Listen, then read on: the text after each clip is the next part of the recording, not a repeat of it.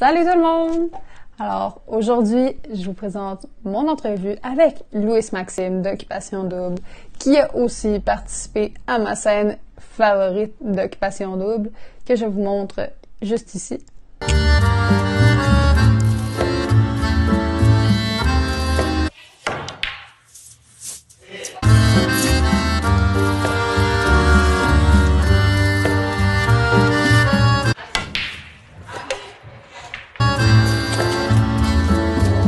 Notre entrevue a été vraiment le fun et on a eu des bonnes conversations. C'était drôle, puis très amical. Donc, bonne vidéo!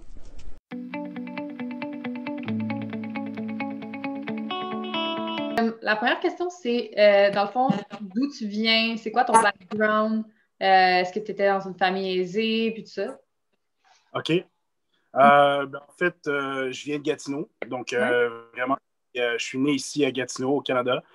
Mes deux parents se sont rencontrés en République dominicaine. Donc, ma mère est québécoise, est allée travailler là-bas pour 2 ans. Puis, à l'âge de 28 ans, puis c'est là qu'elle a rencontré mon père, lui, qui travaillait dans un bar tout bonnement. Puis, ils se sont croisés. Puis, l'amour. Oui, OK, fait que t'es à moitié québécois, à moitié dominicain? Exactement, c'est ça. OK, ouais. J'ai été conçu là-bas. Puis finalement, ma mère voulait vraiment accoucher ici au Canada pour les soins, tout ça, puis pour la citoyenneté aussi. Donc finalement, ils sont déménagés ici, ils se sont mariés. Puis finalement, ça n'a pas fait long feu. Là. Je pense que j'avais environ 1 an et demi. C'est là qu'ils se sont divorcés. Puis mon père a refait sa vie là, 2 fois avec 2 femmes différentes. Puis moi, c'est vraiment ma mère qui m'a élevé. T'sais. Il était présent ici et là une fois de temps en temps, mais pas vraiment investi. Donc, c'est ça. Je suis vraiment proche de ma mère. Puis, tu sais, je viens pas d'une famille riche ou pauvre. Là. C'était vraiment classe moyenne. Mais j'ai vraiment manqué de rien. Là. Ma mère était vraiment là pour moi. Puis, j'ai pu jouer au hockey, au baseball. J'ai fait de la danse, des cours de piano, tout ça. Donc, vraiment, ma mère était là pour moi. Puis, tout ce que je voulais entreprendre, vraiment, elle a fait des pieds et des mains pour me le permettre. Là. Cool! Ouais. As-tu des frères et sœurs? Je suis enfant unique. Ouais. Enfant unique! Ça, c'est le classique de... Il y a des gens qui vont dire enfant roi, puis il y en a qui vont dire, ben dans le fond, il y a eu tout ce qu'il pouvait avoir, justement. Fait que c'est comme une chance aussi, là, des fois. Là. Ouais. Il y a le cliché de l'enfant roi, mais je suis pas tout à fait d'accord sur ça, des fois. Là. Des fois, c'est une chance d'avoir des frères et sœurs, mais quand il y a des parents qui ont la chance de pouvoir au moins en avoir un. Là. Exactement, c'est ça. Ouais. Ouais, non, c'est ça. Mes deux prochaines questions ont un lien ensemble. Dans le fond, Okay. Si tu pouvais te décrire en 3 mots, tu penses que ce serait quoi? Oh, wow! Oh, c'est une bonne question, ça. Hey, je pense que ce serait vraiment... c'est sûr, respectueux. C'est vraiment la première chose qui me vient en tête. Pour moi, c'est vraiment important, tu sais. Puis, fait que respectueux. Sinon, je dirais attentionné.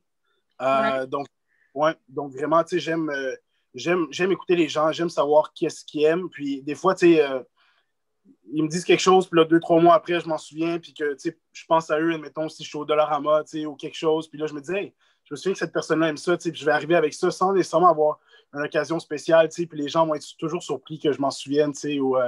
Fait que je dirais respectueux. Cool. Ouais. Fait que respectueux, attentionné, puis je dirais, je pense, honnête. Je pense que c'est important pour moi, tu sais, l'honnêteté. Puis je veux dire, dans mes relations, je pense que c'est ça qui est important, tu sais, c'est d'être honnête, la communication, tu sais, de dire comment on se sent, fait que d'être honnête par rapport à mes relations, tu sais. Ouais, ben je pense que c'est la base. Si tu veux vraiment qu'une relation fonctionne. Là.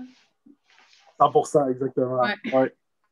Puis l'autre question, au fond, qui avait rapport, c'est quoi ta plus grande qualité puis ton pire défaut, selon toi? Wow, des questions, hein? Plus grande, on dirait, je sais pas, là, je veux pas genre comme Non, mais pour ta plus grande qualité, tu peux le show off autant que tu veux.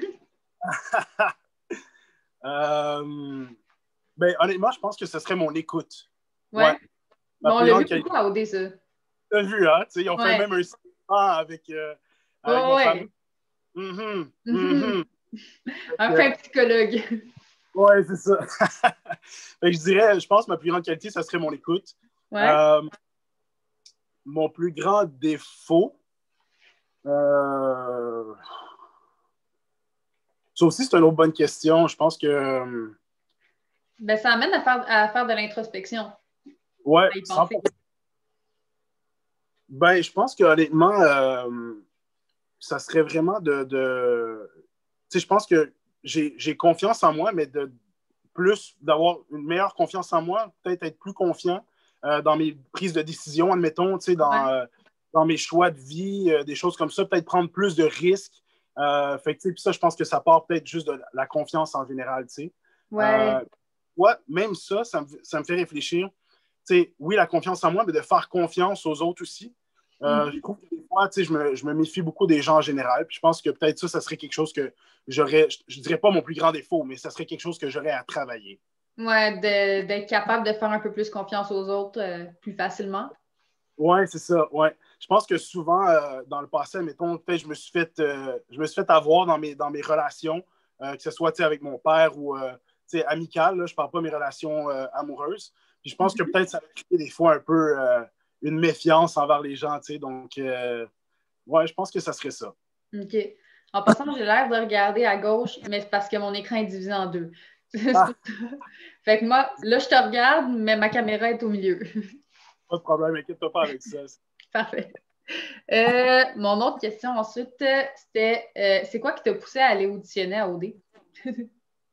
Écoute, moi, j'ai regardé OD là, quand j'avais genre 13 ans là, avec ma mère, puis je trouvais ça, ma mère était vraiment emballée avec ça, puis moi, j'habitais seul avec ma mère, fait que j'écoutais ce qu'elle écoutait. Puis quand j'ai vu vraiment, au début, c'était à Blainville, là, il ne voyageait pas beaucoup, mais il partait quand même faire des voyages. Puis ça, c'est quelque chose que j'aimais beaucoup. Puis une fois que j'ai vu que vraiment, là, les destinations, c'était des destinations de rêve, là, Espagne, je pense Portugal, République dominicaine, il y avait plusieurs destinations qui faisaient rêver. Puis c'est quelque chose que moi, j'avais envie de faire, de participer à une mission comme ça qui me permettait de voyager. Puis aussi, c'est sûr que ça me sortait de ma zone de confort, si on veut, de faire des nouvelles rencontres comme ça, de vivre dans une maison de boys sans téléphone, sans Internet, sans rien. Ça, c'est sûr que c'est un défi en soi. Fait que c'est toutes des choses comme ça qui m'ont amené à m'inscrire à OD. Là. Oui, on en avait même parlé avec Emilia à un moment donné en se disant que dans le fond, cette année, il n'y a pas grand monde qui avait regardé les anciennes saisons, à part toi, Vincent, Carl un peu aussi, je pense. Puis, mais il n'y a pas grand monde qui les avait écouté les anciennes saisons, fait que comme ils n'étaient pas du tout basés sur ça. Non, c'est ça, hein? C'est vrai. Pas vraiment au courant. Dans le fond, je pense que les premiers qui sont partis, c'est ceux qui n'avaient pas du tout regardé. Ça se peut. C'était qui les premiers? Ça, mais Nadé était encore là. On n'a pas vu l'épisode de ce soir. Toi, j'imagine que, évidemment, tu connais ta décision. Oui. Je te demanderai pas c'est quoi ta décision parce que c'est pas le genre de question que je vais te poser. Je vais la regarder à la télé, mais de toute façon, comme je sais que c'est une réponse à laquelle tu pourras pas répondre. Vincent et Noémie. Noémie et Vincent. Noémie et Vincent. Non, c'est ça. Secret professionnel. Exactement. Je sais c'est quoi les productions, puis t'as pas le droit de dire ces affaires-là. Exactement. Ouais. Ensuite, mon autre question, ce serait quoi ta plus grande réalisation personnelle puis professionnelle? Ah, bonne question. Personnelle? Les deux, personnelle puis professionnelle. Plus grande réalisation personnelle. Honnêtement, là, c'est pas... c'est vraiment des bonnes questions. Puis, tu sais, je suis quelqu'un qui réfléchit beaucoup dans la vie. Là, on l'a vu vraiment au OD.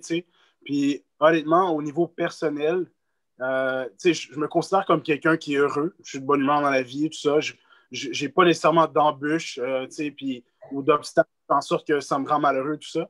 Mais j'aime bien juste dire que comme j'ai beaucoup de travail à faire sur moi-même. Le travail d'une vie juste pour être heureux. Puis ça sonne vraiment cliché, là, mais je suis le genre de gars qui qui se contentent de peu dans un sens. Je n'ai pas besoin de support, de beaucoup de matériel pour être heureux. J'ai pas besoin. Maman me demande toujours qu'est-ce que je veux pour Noël. Je veux rien, à part des bas et des sous-vêtements. Fait que, personnellement, réalisation, c'est juste de continuer à me poser des questions, continuer de m'améliorer en tant que personne, de continuer d'écouter les gens, d'en apprendre plus sur eux, puis de juste m'améliorer. Je pense que je suis quelqu'un, c'est ça, je peux encore apprendre, être plus ouvert d'esprit. Des fois, je trouve un peu fermé. Des fois, je me trouve impatient. Fait il y a encore des choses que j'aimerais améliorer. Fait que personnellement, ça serait ça, de continuellement m'améliorer en tant que personne. Ah, mais c'est le travail d'une vie, hein, devenir une meilleure personne. Là. Exactement, exactement. Puis, professionnellement aussi, c'est vraiment une bonne question parce que je suis tellement quelqu'un qui go with the flow. Je n'ai pas nécessairement de carrière. Moi, j'ai étudié en gestion hôtelière et de restauration. C'était un DEC, en fait, de 2 ans. Puis après ça, je suis parti voyager avec mon ex-copine. Puis, de fil en aiguille entre ça, j'allais planter des arbres dans l'Ouest. Après ça, je travaillais au Costco.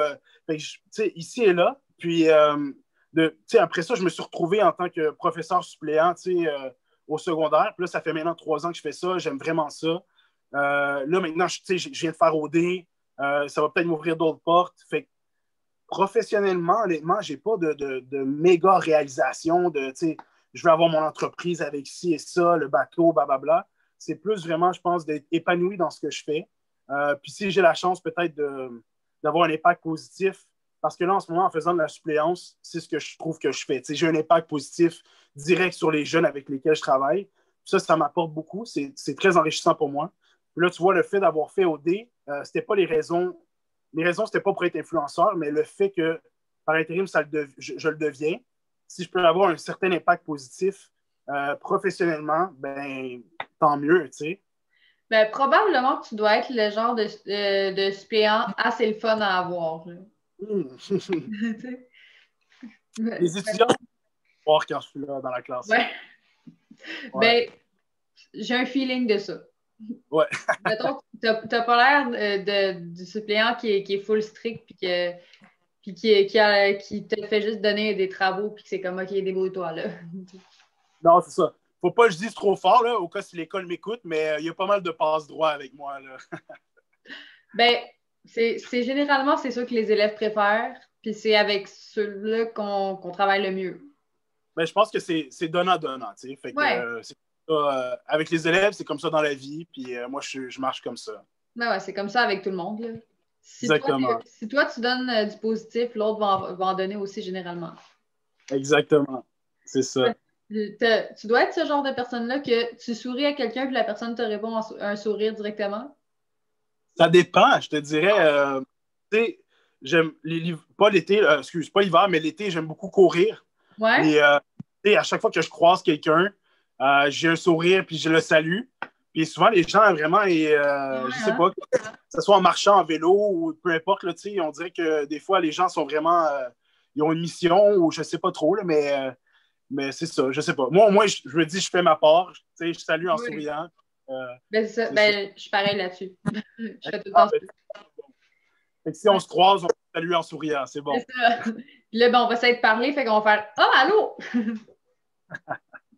Ouais. Sinon, je regarde les questions à côté en même temps. C'est pour ça que mon écran est divisé en 2. La prochaine, c'est si on t'offrait une émission de télé, tu voudrais que ça parle de quoi? Wow! OK, toi, t'as vrai. Moi, j'ai été chercher mes questions, là. OK. Je te fais signe que j'en ai eu 2 avant toi. J'ai eu Emilia puis Renaud. OK. Mais c'est les mêmes depuis le début. Les 6, là. Les mêmes questions? Les 6 questions du début, c'est les mêmes que je leur ai posées aussi. Ah, OK. Bon, mais j'ai pas fait mes recherches. J'aurais peut-être dû un peu plus, là. Ben le but, c'est que tu répondes comment toi, tu le penses. Fait que... Ouais, c'est ça. OK. Ben, s'il y avait une émission de télévision... Wow! Ça me bloque un peu, en fait. Je sais pas, je m'étais pas projeté avec... dans l'idée de ça, là, tu sais. Ouais. Mais si on fait une émission de télé, peu importe quel genre, tu voudrais que ça parle de quoi? Ben, je pense que L'intégration. Ouais, je pense que l'intégration, tu sais, je veux dire, moi, je suis né à Gatineau. Tu sais, ma mère est québécoise, donc elle est blanche. Puis, tu sais, quand j'ai joué au hockey, des fois, me faire dire retourne dans ton pays, tu sais, c'est des choses. Moi, je suis comme, de quoi tu parles? Tu sais, je veux dire, Ouais. je suis né ici. Puis, tu sais, j'ai vécu, j'ai été élevé ici, tout ça, tu sais, fait que, tu sais, je suis vraiment québécois. Puis, quand je parle d'intégration, c'est pas juste au niveau, tu sais, différentes, tu sais, cultures. Je parle aussi, juste des fois, mettons, tu sais, quand moi, j'étais au secondaire, j'avais un ami qui était, tu sais, il y avait un surplus de poids, tu sais. Puis, je me souviens qu'il se faisait beaucoup agacer à cause de ça, tu sais. Puis, ça, c'est des choses comme ça que toujours, quand j'ai grandi, que j'ai vu, qui m'ont toujours un peu dérangé, tu sais. Puis j'aime beaucoup inclure tout le monde, tu sais, que ce soit dans une conversation, dans un jeu ou n'importe quoi. J'aime pas voir quelqu'un qui est un peu à l'écart. Fait que je pense que si j'avais une émission, ça serait vraiment d'enlever peut-être les préjugés ou d'enlever tu sais, ces standards-là ou je sais pas, tu sais, qu'il faut être bon pour être dans l'équipe ou peu importe. Là, tout le monde peut jouer, tout le monde peut participer, tout le monde peut faire partie de la conversation. Donc, juste l'intégration en général, je pense que ça pourrait être cool. Puis je trouve qu'à l'école, c'est vraiment cool que j'ai un peu cette. Je suis une figure d'autorité parce que ça me permet vraiment de voir des fois les élèves qui sont un peu plus seuls ou à l'écart, puis qui ne sont pas nécessairement dans la gang des cools, si on peut dire. Puis je peux vraiment aller les rejoindre, aller les rechercher, puis m'intéresser peut-être à ce qu'ils font. Des fois, c'est des étudiants qui font du dessin ou ils font de la musique ou peu importe quoi. Puis ça me permet vraiment d'établir un lien avec eux. Puis ça, je trouve ça cool. Ouais. Non, mais c'est vraiment le fun. Fait que, au final, une émission qui serait plus sur l'intégration, puis où, dans le fond, ça, tu mélangerais tout le monde. Puis moi c'est ce que j'appelle casser la différence. Ça serait quoi? Casser la différence. Dans le fond, on est tous différents. Fait qu'au final, que si tu intègres tout le monde, il n'y a plus de différence. Là. Exactement, c'est ça. Ouais. Ouais. Non, ça, c'est le fun. Ben, cette année, c'est probablement l'année où à OD où il y a eu le plus de différences, autant physique, culturelle, sexuelle, whatever. Là. Je suis vraiment d'accord avec toi. Puis pourtant, il y en a beaucoup qui m'ont arrêté des fois dans la rue, puis ils me disaient je trouve qu'il n'y en avait pas encore assez cette année. J'étais là, voyons donc. Allez, c'est la saison qui en a vraiment le plus, Ben oui. C'est sûr qu'il y a beaucoup de noms qui vont m'échapper, mais je veux dire, Chiari, Nadé, Emilia, même Stacy, Vincent, Pat, Cynthia. Marjorie aussi. Cynthia Marjorie, côté sexualité. Exactement. Ouais. Puis Renaud est ouvert aussi sur le fait qu'il y a eu des expériences. Ouais. Exactement, c'est ça. Non, vraiment, moi, je suis vraiment. Moi, j'ai été comblé comme cette année avec la saison qu'on a eue. Là. Ouais, ben honnêtement, comme au début, je m'attendais, j'étais comme OK, au Québec, ils peuvent pas vraiment voyager. J'étais un peu sceptique par rapport à la saison, puis c'est une des saisons que j'ai le plus aimé à date. Ah, wow, tant mieux. Tant mieux. Ben, je trouve que c'est celle qui aborde les meilleurs sujets.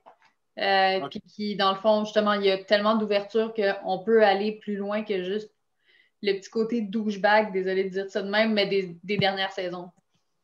Je comprends. Ouais. Je trouve qu'ils ont vraiment fait un bel effort cette année, puis ils ont vraiment bien réussi à représenter tout ça. Là.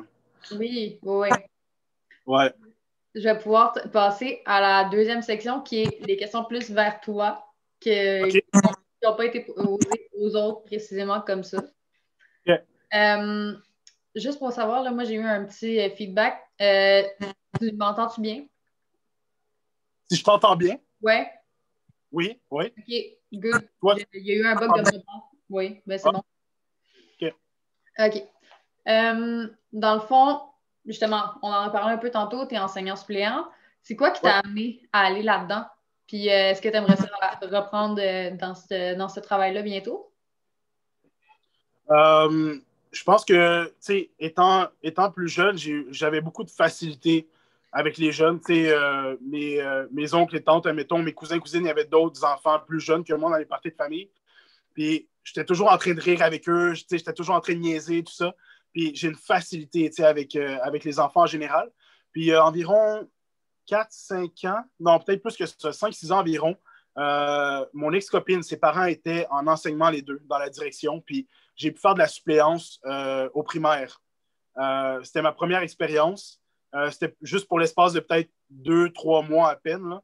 Puis c'est là vraiment que j'ai découvert que j'aimais vraiment ça, l'aspect d'être dans l'éducation, puis vraiment travailler avec les enfants ou les adolescents.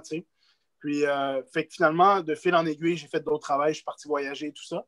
Puis ça m'a complètement sorti de l'esprit. Puis quand je suis revenu dans la région, après ma séparation, ma rupture avec mon ex-copine, j'étais un peu perdu, je ne savais pas trop ce que je voulais faire. Puis c'est une amie de ma mère, en fait, qui a dit hey, écoute, il pourrait venir travailler à l'école, on manque constamment de suppléants, puis vraiment, je suis pas mal sûr qu'il serait bon, Puis ça m'avait pas vraiment...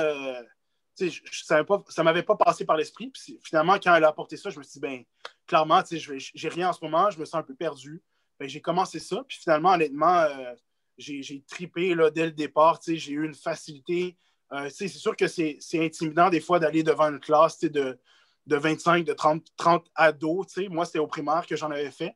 Puis je me disais, hey, je vais-tu être respecté? Moi, je me souvenais vraiment au secondaire comment ça se passait pour les profs suppléants qui venaient nous voir. Fait que, puis finalement, vraiment, l'approche que j'ai eue avec les étudiants, ça a été ma façon de faire. Puis ça a vraiment bien fonctionné dès le départ. Puis ça a juste été un coup de cœur pour moi là, de continuer à faire ça. Puis ça fait maintenant 3 ans. Puis là, oui, j'ai dû prendre une pause pour faire l'aventure. Puis, ça fait déjà, je pense, 3 semaines que je suis sorti. Je voulais prendre du temps pour moi en sortant, pour répondre à mes messages, puis juste laisser retomber la poussière un peu. Puis là, tu vois, finalement, c'est la finale qui approche. Donc, je pensais peut-être recommencer bientôt. Là, finalement, je dois me rendre à Montréal pour la finale. Donc, l'heure de vérité aussi. Donc, finalement, je ne le reprendrai pas tout de suite. Je vais voir en temps et lieu. Je vais voir en temps et lieu, finalement, quand ça va être mieux pour moi. Là. Ouais. L'heure de vérité s'est tournée le lendemain de la finale? Exactement. OK, c'est par simple curiosité, dans le fond, les années dernières, c'était ça, fait que c'est pour ça. Ouais, c'est ça. Ouais. Mais je pense à ça, dans le fond, celle-là, je vais la rajouter, mais ça a rapport avec la question que je viens de te poser, puis avec ta réponse, mais est-ce que tu es devenu un peu le suppléant que tu aurais aimé avoir au secondaire? Ou tu sais pas, dans le fond? Ouais, ben, je sais pas. Je veux dire, les suppléants que j'avais au secondaire, ils ont c'est rare qu'ils ont vraiment eu un impact sur moi en général. Je pense qu'ils sont plutôt, ils passent un peu inaperçus. C'est pour une période seulement. Puis des fois, on les revoit pas vraiment parce qu'ils se promènent d'école à école ou c'est tellement temporaire comme travail. Fait que c'est pas nécessairement des gens qui m'ont vraiment marqué. Mm-hmm. Mais fait que, pour répondre à pas vraiment, là, je suis pas je suis pas celui que je voulais avoir au secondaire, là, je veux dire, je fais juste comment moi je suis, puis ouais, c'est pas mal ça, là, ouais. Ben, c'est le fun, ça. Ouais. T'en as un peu parlé tantôt du fait que tu dansais et tout ça. Puis moi, j'étais surprise qu'on n'ait pas vu plus de ça à OD, du fait que tu étais vraiment à l'aise, que tu sais que tu es quelqu'un de sportif qui danse, qui bouge beaucoup. On a beaucoup plus vu ton drama avec Marjorie. Ouais. Ouais, mais est-ce que c'est un côté de toi qui, normalement, dans la vraie vie, est beaucoup plus présent? Ben, c'est sûr, je veux dire, j'ai fait de la danse quand j'avais environ 6-7 ans. Puis ensuite, j'ai arrêté pour faire du sport, donc jouer au hockey, baseball, soccer, tout ça. Puis dans la chambre d'hockey, j'étais reconnu pour être le gars qui dansait tout le temps, Quand on avait de la musique, les gars voulaient toujours que je leur montre des mouvements, Puis même dans la salle de classe, au secondaire, entre les pauses, tout ça, j'étais toujours en train de danser. Puis finalement, la danse me manquait tellement que rendu à l'âge de 15 ans, j'ai arrêté le sport compétitif pour reprendre la danse, Fait que c'est vraiment quelque chose qui était important pour moi, la danse, Puis je pensais vraiment pouvoir apporter ça. Je suis toujours en train de danser. Puis je pensais vraiment pouvoir apporter ça dans un sens, AOD, ça fait partie de moi. Puis dans mon vidéo de présentation, même pas celui que vous avez vu, mais mon audition, je dansais, puis mais ouais. finalement, Non, l'audition, quand toi, tu l'as envoyé à la prod. Ouais, exactement. OK. Parce qu'on a vu ton audition devant devant les gens de la prod, mais pas l'autre. Ben, c'est ça. Fait que, en fait, je danse tout le temps. T'sais. Ouais. Et arriver à OD, c'est quelque chose que je ne savais pas, mais il n'y a pas de musique. Fait que je veux dire, constamment, quand on est en captation, on n'a pas le droit d'avoir de la musique, premièrement pour les droits d'auteur. Deuxièmement, parce qu'ils veulent constamment entendre ce qu'on se dit, si on dit des choses importantes, tout ça. Dans les parties, c'est la même chose. On entend de la musique souvent, que ce soit dramatique avec. Mais ça, c'est au montage. C'est vraiment, ça ajoute beaucoup, mais tout ça, c'est vraiment au montage. Fait que, même s'il y en a, admettons, quand on arrive dans les parties, nous, on n'en a pas de musique. Fait que c'est une des raisons. Puis moi, je veux dire, je ne commencerai pas à danser s'il n'y a pas de musique. Là. Je veux dire, oui, c'est ma personnalité de danser, mais je ne suis pas ce genre-là. Fait que j'ai pas eu l'occasion de danser vraiment tant que ça, à part à l'événement de Ken Lo. Puis sinon, la fin de semaine, c'est là qu'on a le droit à nos effets personnels, donc notre MP3 ou notre, où on a le droit à de la musique, admettons, dans les haut-parleurs. Fait que là, c'est sûr que je m'en donnais à cœur joie, mais encore une fois, pour les droits d'auteur, tout ça, c'est des choses qu'on n'a pas vues à la télévision. On ne m'a pas vu danser, mais je dansais la fin de semaine, finalement. Là, T'as-tu un peu incité les autres gars à danser aussi? Ben oui, 100%, ben oui. Ceux qui ne voulaient pas, ben, ils faisaient juste me regarder, puis il y avait le sourire aux lèvres. Fait que, ouais. C'est ça, parce que vous avez tous un peu amené votre touche personnelle, tout ça, un envers l'autre aussi. C'est comme Renaud, c'est resté le langage médiéval, c'est resté toute la saison, au final. C'est vrai. Cal qui parle encore de la maison des gueux. Exact. Ouais, c'est ça. Mais vous avez vraiment tous amené votre touche personnelle, puis il y a quelques personnes, peut-être que ça ressort plus justement à cause du langage utilisé comme Renaud. Mais vous avez tous un peu mis votre grain dans la saison. 100%, ben oui. Oui. Si tu pouvais passer la journée de tes rêves, ce serait quoi? Genre, ça ressemblerait à quoi à peu près? Je pense que c'est sûr qu'il faudrait que je bouge. Il faut que ça bouge. Honnêtement, je suis quelqu'un qui est super actif, puis faire du sport, vraiment, ça me stimule beaucoup, puis ça m'apporte vraiment de la joie, là, du bonheur, J'aime les sports d'hiver, mais je pense que je préfère vraiment l'été. Fait que, une journée de rêve, honnêtement, ça serait, je pense que j'aimerais voyager aussi. Fait que, la question n'a pas de limite COVID. Non, c'est ça. OK. Ben, je pense que ça commencerait avec je me lève vraiment du bon pied, là, de bonne humeur, il fait beau, le ciel est bleu, je vois la mer avec des palmiers, pas trop humide quand même. Je commence avec un petit jogging. Non, c'est pas vrai, je commence avec une banane. Je mange toujours une banane pour commencer ma journée. OK. Après ça, après ça, un petit jogging tranquille, là, facile. Après ça, un bon déjeuner. C'est sûr que j'aimerais ça partager ça avec quelqu'un. Fait que, je pense que si, en ce moment, j'ai personne, mais avoir une belle relation, là, une fille qui me suit dans mes activités, qu'on fait ça ensemble, puis qu'on prend goût, puis fait que, après ça, un bon déjeuner ensemble, à rire, puis à parler de notre journée. Je dirais, je pense que tout ça là, se passerait probablement en Afrique du Sud. Okay. Le genre en Afrique du Sud, puis c'est vraiment là, quand je pense à une journée parfaite, ça serait probablement en Afrique du Sud. Puis après ça, je pense juste le sport, vraiment la mer, peut-être aller se baigner. Je sais qu'en Afrique, l'eau est pas mal froide, il y a des requins aussi, mais je sais pas, aller visiter un hike aussi, Table Mountain, le Lion's Head, puis vraiment faire des belles rencontres aussi, entre amis, donc un barbecue, un braai qu'on appelle là-bas. Fait que, un truc comme ça, là, une journée idéale, ce serait ça pour moi. Là. Ah, c'est cool. Serais-tu game d'aller nager avec des requins? En fait, je l'ai fait. Pour vrai? Ouais, je l'ai fait. C'est sûr pas en eau libre, là. Je veux dire, j'étais dans une cage là, près du bateau. Là. OK. Fait que, moi, j'étais dans la cage, c'est comme ça que ça fonctionne normalement. Puis là, les requins approchent là, du bateau parce que justement, les pêcheurs mettent des poissons un peu partout là, près du bateau. Fait que ça attire les requins. Fait que je l'ai fait, je l'ai fait déjà. C'est vraiment impressionnant. Ouais, moi, il n'y a aucune chance que je fasse ça. J'ai pas tant peur des requins, mais être trop proche, je sais pas pourquoi j'aurais trop peur. Ben écoute, moi honnêtement, je suis quelqu'un d'assez peureux dans la vie, là, fait que c'est quelque chose qui est quand même un défi pour moi. Puis je vais t'avouer, là, je me sentais quand même en sécurité, mais il y a une fille avec qui je l'ai fait. Puis normalement, quand tu te penches pour aller dans l'eau, il faut que tu donnes un élan. Puis tu es dans une cage, mais tu sais, c'est des barreaux, hein. Puis elle s'est donné son élan. Son pied est parti. Son pied est allé à travers le grillage. En même temps, il y avait un requin qui passait. Elle a kické le requin. Ouais. Fait que, tu sais, il n'est rien arrivé de grave, là, mais je veux dire, juste ça, elle était vraiment pas à l'aise. Puis je l'ai vu parce que j'étais là, tu sais. Fait que.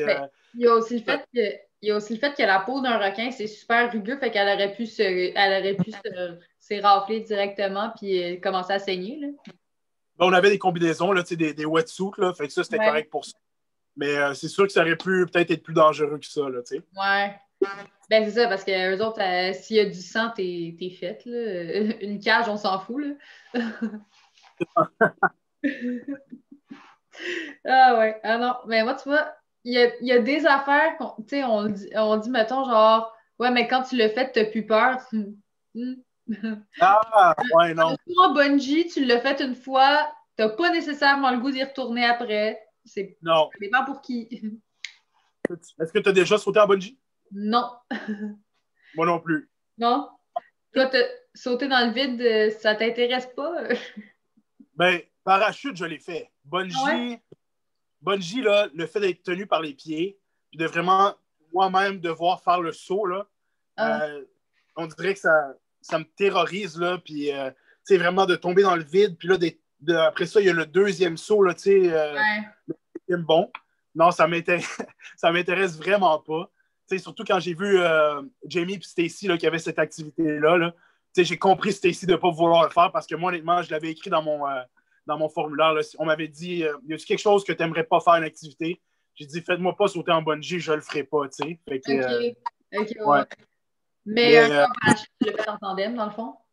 Exactement, tu sais. Tandem, ça me rassure vraiment de sauter avec quelqu'un qui a sauté 900 fois déjà en partant, tu sais. C'est lui qui a plié le parachute, fait que définitivement, il veut survivre. Après ça, ben, il y a un deuxième parachute de secours au cas où. Fait que, tu sais, je me sens vraiment plus en sécurité, là. Ouais, c'est ça. Je sais un peu c'est quoi parce que mon père a déjà été instructeur de parachute, fait qu'il en a fait des tandems. Wow, OK, cool. Mais je pense pas que c'est lui qui va me faire un tandem un jour. T'as jamais sauté? Pas encore. Un jour. Ouais. Ouais.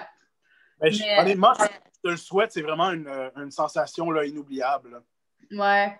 Non, c'est ça. Mais je dirais que la plus grande sensation de saut comme ça que je pourrais avoir vécu, c'est un peu beaucoup moins intense. Ce serait genre à la ronde, la catapulte, là. Oh! T'as fait ça? J'ai fait la catapulte puis le slingshot. Oh! Ben là, tu peux aller sauter en parachute, là, voyons donc. Ben oui. Hey, non, mais moi, là, les manèges, j'oublie ça, là. Non, mais attends, le pire, la catapulte, c'est que quand t'es en haut, il faut tirer sur un truc. OK. J'étais la moins lourde des trois et c'est moi qui devais tirer. Ben, honnêtement, il faudrait que tu me tirer quoi, là? Dans le fond, il y a comme une sangle sur laquelle il faut que tu tires pour décrocher. Fait que ça, c'est comme, t'as l'impression que c'est toi qui fais le décrocher l'affaire. OK. Fait que là, ça t'en va dans le vide. Et on était trois collés un sur l'autre. Et normalement, c'est le plus lourd au milieu, puis le plus fort des deux autres qui tire sur le truc. J'étais la moins lourde des trois et la moins forte des trois, et c'est moi qui devais tirer. Et j'ai tellement eu peur de ne pas être capable. Fait que quand ça m'a touché, j'ai lâché le cri d'une vie. C'est bon, ça, j'aime ça. Mais tant mieux, c'est bon que tu l'as fait, tu as réussi. Fait que, ouais. Non, mais honnêtement, ça, je te le suggère. Parce que c'est tellement safe que. Ah, oui. Ben, je te dirais qu'à la ronde, il n'y a pas trop de trucs qui sont pas safe, hein. Ouais, la ronde peut-être, là. On dirait, moi, j'ai dans l'idée, sais, les fêtes foraines, là, où est-ce que, comme, admettons, moi, je viens de Gatineau, là, il y a le Festival des Montgolfières qui vient faire son tour. Et, tu sais, ils font des... tu sais, ils assemblent des manèges, là, tu sais, ici et là, puis... Ouais. Pas ça, tu sais... Mais moi, je te dirais, si la ronde est encore ouverte depuis le temps qu'elle a été ouverte, là, c'était quoi, en 67? Ouais. Avec l'expo, là? OK. Elle devrait être encore... ça devrait être safe. Ouais, t'as raison, c'est bon, mais je sais pas, je me sens juste pas en sécurité, mais peut-être faudrait que j'ai peur, je sais pas. Ben, si moi je saute en bungee, toi tu fais la catapulte. Deal. Deal. OK. Puis il restait une question dans le fond. Vas-y, je t'écoute. Là, c'est celle que, justement, si tu peux pas m'en parler, mais est-ce que tu as des idées de projets futurs, pis ça, dont tu peux parler ou des trucs comme ça? Non? Ben, perso, en ce moment, là, c'est quand même assez tranquille. Là. Je pense qu'il y a encore l'aventure qui se passe, c'est pas encore terminé. Puis on est encore vraiment lié avec l'agence et les commanditaires. Fait que pour le moment, c'est vraiment sur la glace. Il n'y a pas il y a rien vraiment qui se passe. Personnellement, comme projet futur, en faisant OD, c'était pas vraiment c'était pas mes ambitions de devenir influenceur après, tu sais. Fait que j'ai pas vraiment de projet perso. Dire, OK, là, je veux vraiment être entraîneur privé. Je vais partir ma compagnie de shake. Puis après ça, je vais me faire des t-shirts. Puis, fait que non, j'ai pas ces projets-là avec cette planification-là. Je pense que je vais juste voir de fil en aiguille comment ça se passe. Puis si des gens sont vraiment intéressés à travailler avec moi, selon mes convictions, mes principes et mes valeurs, puis je verrai rendu là, tu sais. C'est quand même assez récent pour moi que je suis sorti. Je continue de parler à des anciens candidats puis voir un peu, eux, qu'est-ce qu'ils font de leur visibilité. Puis ça me permet vraiment de voir un peu, il y a ça que je n'avais pas pensé ou ça, c'est cool. Fait que je suis encore en train de tout mijoter ça. Là. Fait que j'ai pas vraiment de réponse pour toi pour le moment. Ouais, ben, c'est pas un problème du tout. Là. Dans le fond, le but, c'est vraiment juste de savoir vers où tu t'en vas si tu le sais. Mais si tu le sais pas, si tu le sais pas encore, ben, c'est parfait de même aussi. Là. Non, c'est ça. Non, mais ça. Fait que, l'entrevue, c'était vraiment plus pour apprendre à te connaître toi dans ce milieu-là où les gens veulent tout savoir sur OD, mais on dirait qu'ils s'en foutent un peu de la personne quasiment. Là. J'espère que ça vous aura plu. Et puis, on se retrouve la semaine prochaine pour une autre entrevue bien exclusive. Et je vous annoncerai d'ici là sur mon Instagram qui sera mon invité. Alors, à la semaine prochaine. Bye!